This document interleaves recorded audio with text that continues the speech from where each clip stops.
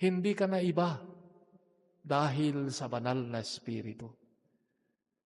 Kaya ito yung napakaganda at napakalaking regalo ng Diyos sa atin.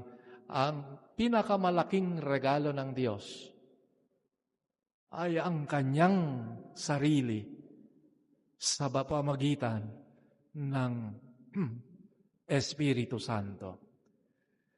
Sa paglalarawan nga ay, sino ba itong Espiritu? Sabi, ang Espiritu Santo ay ang pag-ibig ng Ama sa kanyang anak si Jesucristo. Ang namamagitan nito ay ang banal na Espiritu. Itong pag-ibig ng Ama at